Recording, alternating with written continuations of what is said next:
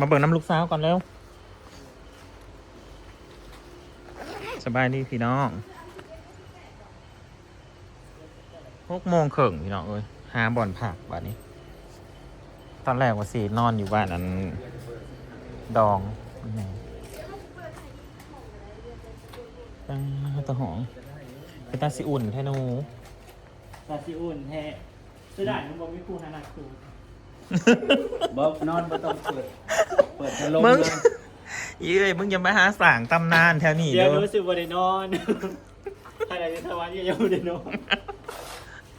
จ้า จากตอนนั้นทุกบ่อน ยี่เอ้ยมึงกระทำในบ้านที่ว่าบ่ได้ปิดบ่ประตูนั้น ไม่ได้ปิดประตู ประตูทางเข้ามาประตูทางเข้ามาบ่ได้ปิดดี เรียนรู้กัน ขากอะไรห่องนะ มาห้องนี่แหละ แต่สิอุ่นเนาะ ไวไฟเป็นบ่อน่า สัญญาณมีแต่ว่าอยู่เนี่ย สัญญาณมีดาว เอาสัญญาณไหนเนาะ นี่มีปัญหา ชั่วโมงละรีดเน็ตธรรมดาไม่ได้ งั้นพอเข้าก็สมัคร เดี๋ยว อยู่แล้ว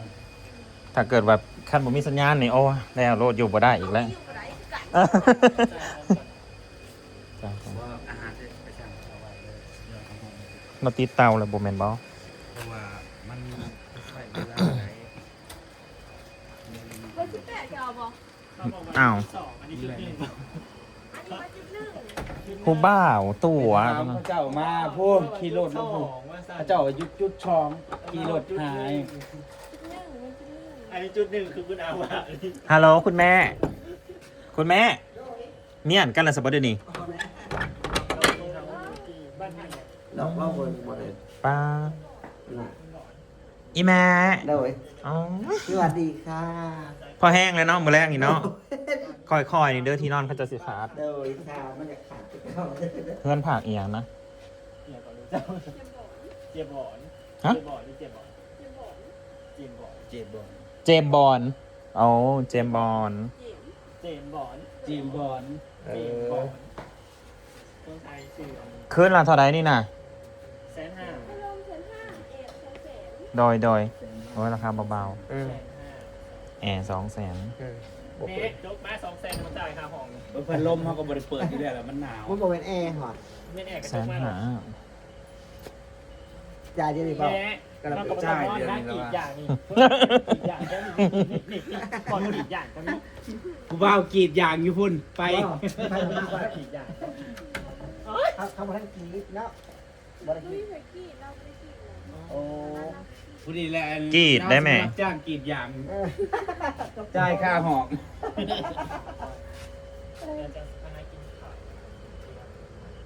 ช่างพระเจ้าเริ่มว่ายังมันสาดนะพ่ อุ้ยมีลาดหนาน้ ถ้าสร้างมากินยี่ห้อก็ได้ ไม่กินยีนาหอมก็ได้ เออ นี่คันสิทายคิดก็มากินนาหอมนี่ได้นี่มากินนั่งกินนาหอมไม่ได้ถ้าสั่งแล้วไปไหม กระจาย โอ้ยเสียมากแล้วปะ อันนั้น200,000อันนี้100,000 ำประตูบริหลอกอีเอ้ยบริปีประตูจัดไปเอ้ย หนูสิฮะ เพื่อนผักเจมส์บอลบ้านจุดหนึ่ง แถวใด เขาเราเขาตู้หลอกไม่ได้ ห้องเบอร์15เด้อ กับลูกเพชรไปแล้วห้องเบอร์ชื่อทานนะ โลกเพชรเอาไปกินได้ไหม มาได้เลย โลกเพชรประสิทธิกินบ่ สภาพแม่กู จนหัวกูจ่ายเลย ได้เลย สิจ่ายเลยนี่แม่กระจ่ายไปให้ลูกสาวแม่200,000 200,000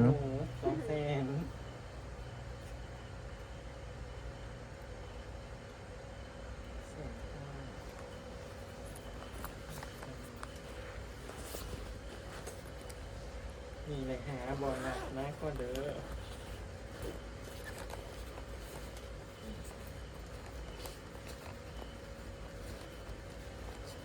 คุณแม่หาห้องด้วยนี่เซนหาคุณด้วยค่ะท่านสุดยอดทั้งห้อง มึงก็ออกไป100,000ไง กูเป็นคนขับรถ มึงออก100,000ก็ออก50 มึงหาออก100,000 ข้างหน้าเราเซกันหนูนี่ไม่มีใครเซด้วย นี่แม่ใครกลัวเซนะแม่กลัว ยกมันทราบมันรอเขาต้ม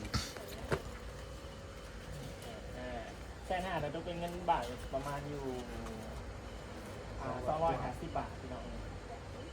250 บาทเป็นห้องแอร์ก็300 บาท ผมแพงแบบธรรมดา ธรรมดาเนาะ แต่ว่ามันหนาวอยู่แล้วช่วงนี้พัดลมมันก็สิบ่ได้เปิด สะออนต้นยางเลย แม้เดี๋ยวตีสามตื่นไปกรีดยางเด้อ ไปหาเงินคาน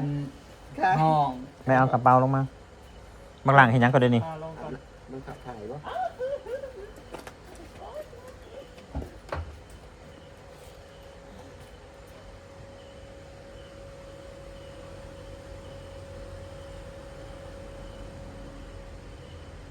ดีแต่ว่ามีเฮือนผักกับใกล้เต๋อพี่น้องเอ้ย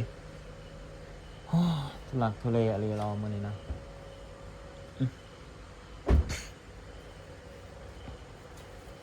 บางล่าง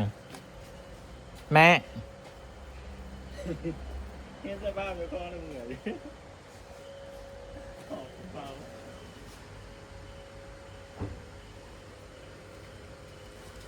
ทั้ง10ไปนอนในห้องเบอร์15เด้อพี่น้องเด้อไม่ใช่ขนาดผู้ชายเท่าไหร่นะ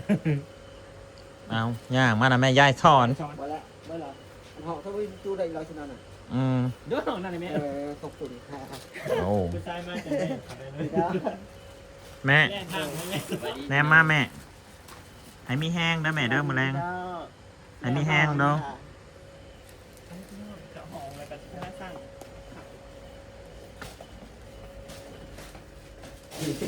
ตัวนะ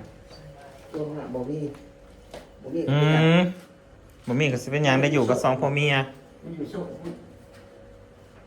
ของหน้ามันอยู่สุกแล้วพวกใกล้เต๋อ เปิดยังเหตุบ่ทันแล้วเรื่องของเรื่องนะนี่นั่น อันนี้ได้ ชุดเลยใช่ไหม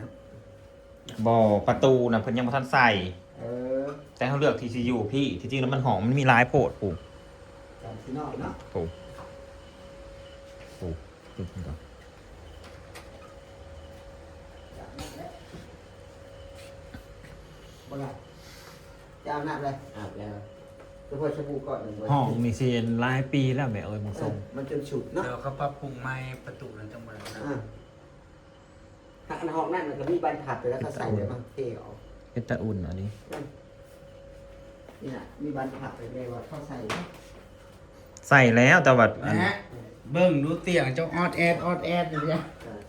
ขึ้นไปลองมาดูค่ะแม่ อันนี้มันเป็นปูนได้เขา ล่าง มันโมเมนต์เตียงมันเนาะ บ่แล้ว บางล่าง ปูนนี่ ล่างมึงสีแม่กูดีๆคือคอยอยู่เด้อ มันบ่นุ่ม แม่ บ่เราเศร้าดอก อีแม่ โดย ปัสสิมันแห้งปัดหัววัดอันขอบปูนซะเด้อนี่เด้อ เอา อุ้ยซีผ้าไปเคลือแท้ กระโปรงแฮมมือเขา แม่ มันเป็นสปริงใช่ไหม เออ มันสิออนแอน อีแม่อย่าโดดลงมาแต่คือซักกันเด้อ แม่ ระวังกระดานเขาคูแล้วแม่ อีแม่สอน ฮะ ระวังหัวมาวัดขอบปูนนะมันบ่แม่นเตียงแต่ขอบปูนเด้อนะเด้อ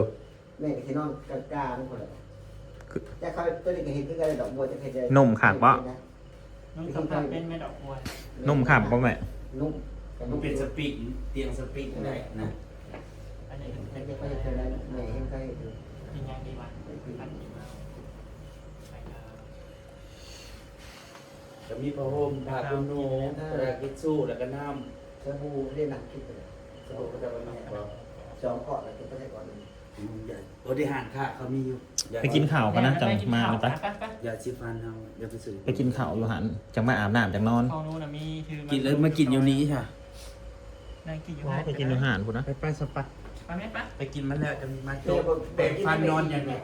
กินสัตว์จุดอิ่มกินไม่ได้ อีก แต่สินะ อยากนอนกับพวกกันนอนจะโดดค่ะ กินข้าวอิ่ม มาแล้วสินอนนอนซะ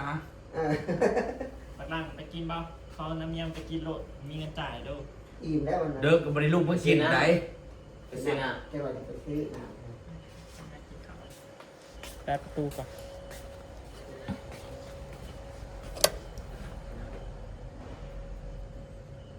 สบู่มี อันนี้ห้องนอนเฮาอันนี้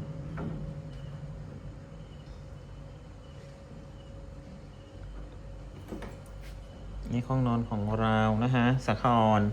ปิดประตูไว้ก่อนนะฮะ